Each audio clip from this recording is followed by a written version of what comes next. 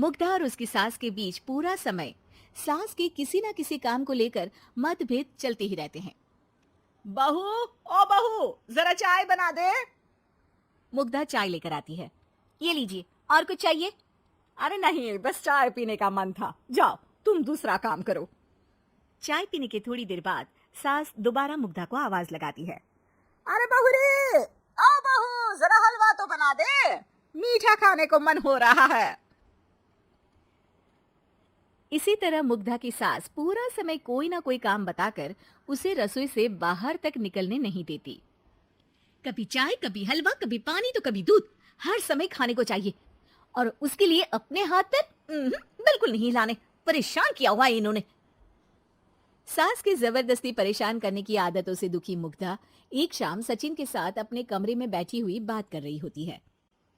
सुनो जी, मम्मी जी की ये जानबूझकर मुझे परेशान करने की फरमाइशों से मैं बहुत फ्रस्ट्रेट हो चुकी हूँ। पूरे दिन में एक सेकंड का आराम नहीं मिलता। रसोई से बाहर कदम रखती नहीं कि बहू ये बना दे, बहूरी वो बना दे। अरे इनकी फरमाइशें चलती ही रहती है। अरे मुग्धा, माँ खाने की शौकीन है, पर उम्र हो चली है, खुद खाना नहीं बना सकती, इसलिए तुमसे बोलती है। अरे तो शौक भी उम्र देख कर रखने चाहिए ना।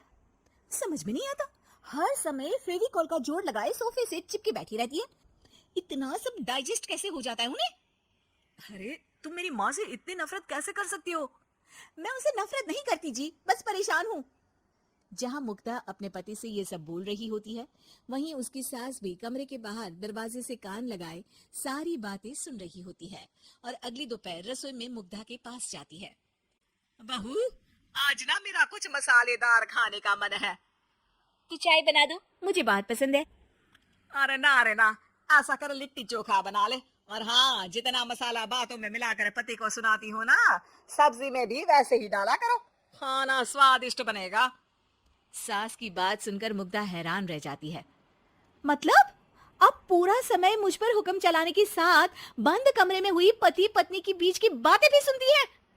अरे बात जब मेरी थी तो सुनने में क्या दिक्कत है? ये कहकर सास वहां से चली जाती है। अरे अब तो हद पार हो गई, इस तरह से तो ये मेरा जीना मुश्किल कर देंगी। मुग्धा सास की हरकतों से परेशान उसका हल सोचने लगती है और इसी तरह कुछ दिन बीत जाते हैं, जिसमें सास का जन्मदिन आता है। मुग्धा बहुत खुशी के साथ अपनी सास को एंड्रॉइड मोबाइल गिफ्ट करती है। मम्मी, आपको सबसे बात करने के लिए बहुत दिक्कत होती है ना? कभी सचिन तो कभी मुझे बोलना पड़ता है, पर इस मोबाइल से आपको कोई दिक्कत नहीं होगी। एक जगह बैठे बैठे बहुत कुछ कर सकती हैं अब आप। मोबाइल देख सासू माँ खुश हो जाती है, पर उसे इस्तेमाल करना तो आता नहीं, इसलिए साइड में रख देती है। जिसे देख मुग्धा बेटा सारा काम छोड़ मोबाइल सर्च कर सास को इस्तेमाल करना सिखाने लगती है, जिसके बाद अब सास पूरा समय मोबाइल में ही लगी रहती है। जब से मम्मी को मोबाइल मिला है, मेरी लाइफ में कितनी शांति है। अच्छा, इसी तरह बिजी रही तो मैं भी सुकून की जिंदगी जी पाऊंगी। अब मुग्धा जब मन करे काम करना, जैसा चाहे वैसा खाना बनाकर खाना, पूरा समय रिलैक्स और खुश रहने लगती है। क्या बात है, आजकल तुम बहुत चहक रही हो। अरे मम्मी जी से छुटकारा जो मिला है, अब ना फरमाइशें ना छुप छुप कर बातें सुनना। अच्छा, तो मोबाइल गिफ्ट करने की ये स्कीम थी। इसी तरह दिन बीतते हैं और अब मोबाइल पर लगी सास फरमाइशों की जगह सवालों के लिए बहू को आवाजें लगाना शुरू कर देती है। अरे बहू, सुन तो, देख जरा किसी का फोन क्यों नहीं मिल रहा? रिचार्ज खत्म हो गया है, पर अभी 4 दिन पहले ही तो मैंने किया था, इतनी जल्दी कैसे खत्म हो गया? अरे मैंने कल तेरी कनाडा वाली मौसी सास से 3 घंटे बात की थी ना। क्या? इतना महंगा तो मोबाइल भी नहीं आया जितना महंगा इसका रिचार्ज पड़ रहा है।